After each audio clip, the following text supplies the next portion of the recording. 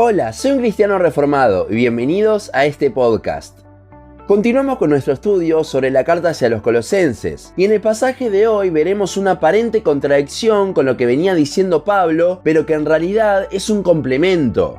Colosenses 3, 5 al 17 dice: Haced morir, pues, lo terrenal en vosotros: fornicación, impureza, pasiones desordenadas, malos deseos y avaricia, que es idolatría, cosas por las cuales la ira de Dios viene sobre los hijos de desobediencia, en las cuales vosotros también anduvisteis en otro tiempo, cuando vivíais en ellas. Pero ahora dejad también vosotros todas estas cosas: ira, enojo, malicia, blasfemia, palabras deshonestas de vuestra boca. No mintáis los unos a los otros, habiéndoos despojado del viejo hombre con sus hechos, y revestido del nuevo, el cual, conforme a la imagen del que lo creó, se va renovando hasta el conocimiento pleno, donde no hay griego ni judío, circuncisión ni incircuncisión, bárbaro ni escita, siervo ni libre, sino que Cristo es el todo y en todos. Vestíos, pues, como escogidos de Dios, santos y amados, de entrañable misericordia, de benignidad, de humildad, de mansedumbre, de paciencia, soportándoos unos a otros y perdonándoos unos a otros si alguno tuviere queja contra otro. De la manera que Cristo os perdonó, así también hacedlo vosotros. Y sobre todas estas cosas vestíos de amor, que es el vínculo perfecto, y la paz de Dios gobierna en vuestros corazones, a la que asimismo fuisteis llamados en un solo cuerpo, y sed agradecidos. La palabra de Cristo more en abundancia en vosotros, enseñándoos, exhortándoos unos a otros en toda sabiduría, cantando con gracia en vuestros corazones al Señor, con salmos e himnos y cánticos espirituales. Y todo lo que hacéis, sea de palabra o de hecho, hacedlo todo en el nombre del Señor Jesús, dando gracias a Dios Padre por medio de Él.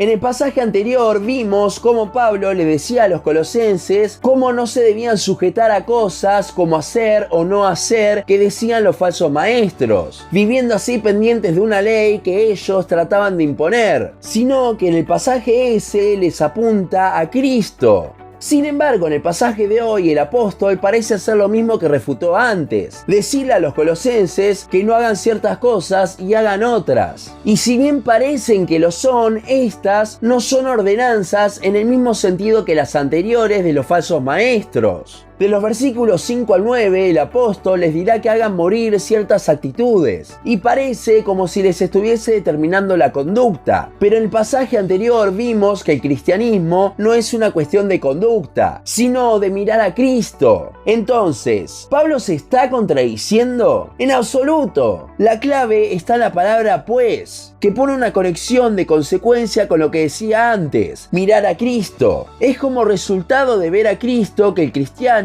va a querer dejar todas estas cosas que pertenecen a la vieja vida. Y si bien algo de esta vieja vida sigue viviendo en nosotros, ya no es algo que nos deba caracterizar.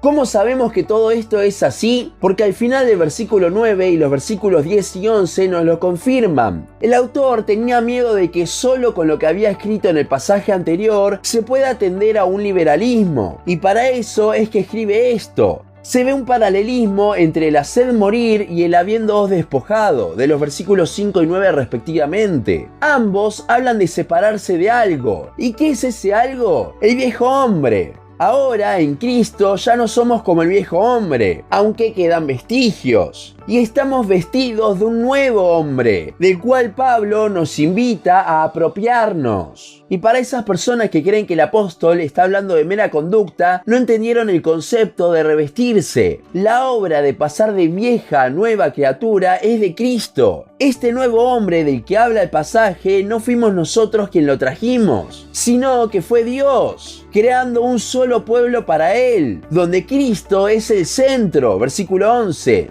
Y ahora vemos en el versículo 10 que se va renovando. Esto habla de un proceso de santificación en el creyente hasta la glorificación. Hay algo que con esto hay que dejar bien en claro. Pablo en ningún momento dice que por no hacer las cosas del viejo hombre, el nuevo se vaya renovando o santificando. Si así fuese, ahí sí se estaría contradiciendo con lo que dijo antes. El nuevo hombre se va santificando mientras más conoce, mientras más ve a Cristo. Por eso pone a la glorificación como el conocimiento pleno. No es por nuestras acciones, sino que es Cristo quien lo va renovando conforme más lo vamos conociendo. Ya que entre más le conocemos, más nos maravillamos y actuamos en respuesta de eso. De esta forma, Pablo no se está contradiciendo con lo que decía, sino que está complementando, hablando de que si bien la vida cristiana no es una conducta, que ya lo vimos en el capítulo anterior del podcast, esta vida cristiana basada en mirar a Cristo sí tiene como consecuencia una forma de vivir. Como decíamos antes, Pablo está refutando un posible liberalismo que pueda surgir de lo anterior, por una mala interpretación. A partir del versículo 12, el apóstol continuará reforzando esto, asegurando de que Cristo ya hizo la obra, y ahora al contemplar ese sacrificio, nuestra vida responde ante el mismo. De la lista de 5 cualidades de un cristiano que vemos en el versículo 12, 3 son frutos del Espíritu según Gálatas 5:22. Entonces vemos que Pablo tampoco está diciendo deben ser así y así, ya que si es un fruto del Espíritu, el creyente no lo puede forzar. Lo que el apóstol les está diciendo es, ya tienen al nuevo hombre, el cual por el Espíritu puede comportarse de cierta forma. Entonces, apropiense de eso. Es mientras más vemos el Evangelio, el sacrificio de Cristo, que más convencidos estaremos de que dentro nuestro está este nuevo hombre, y en consecuencia podremos vivir de esta forma. De hecho, en el versículo 13 vemos que es de ver lo que Cristo hizo, perdonándonos, que nosotros podemos perdonar y soportarnos unos a otros. Siempre la base de todo está en Cristo y en verlo a Él. Me gusta cómo lo pone el comentario de la Biblia de la Reforma de R.C. Sproul. En el comentario del versículo 12 dice: Pablo visualiza a los creyentes tomando el carácter del Señor. El nuevo hombre del versículo 10 no es algo que los creyentes deban desarrollar por su propio poder. Sus nuevas identidades ya les fueron otorgadas por la gracia de Dios a través de la fe y cobran forma a medida que conocen cada vez mejor a Cristo, puesto que Él es la imagen del Dios invisible y aquel en quien están escondidos todos los tesoros de la sabiduría. Colosenses 1:15 y 2:3. Los versículos 15 y 16 reafirman que siempre todo viene de Cristo. En el versículo 15 continúa hablando de la comunión, que ya no es solo soportarse, sino estar en paz, siendo el vínculo el amor, versículo 14. Y esto tiene mucho sentido cuando vemos que los 2 mandamientos que Cristo nos dejó se basan primero en el amor a Dios y luego unos a otros. Además, cobra más sentido cuando vemos 1 Juan 4:19, que nosotros amamos porque Él nos amó primero. De vuelta, el origen en Cristo. Y en el versículo 16 vemos que es a partir de meditar, de tener presente la palabra de Dios, que no solo saldrá la forma de comportarnos con los demás. De hecho, la palabra exhortación en realidad habla de ponerse al lado de una persona, ayudándola, sino que también saldrá un corazón agradecido hacia Dios. Si vas a conocer más a Dios, no es para emitir juicio, sino para vivir una vida de agradecimiento y adoración. Y un paréntesis rápido con el tema de la adoración, aquí Pablo no está determinando distintos tipos de canciones, sino que en su lenguaje original los pone como sinónimos, marcando un énfasis en la adoración.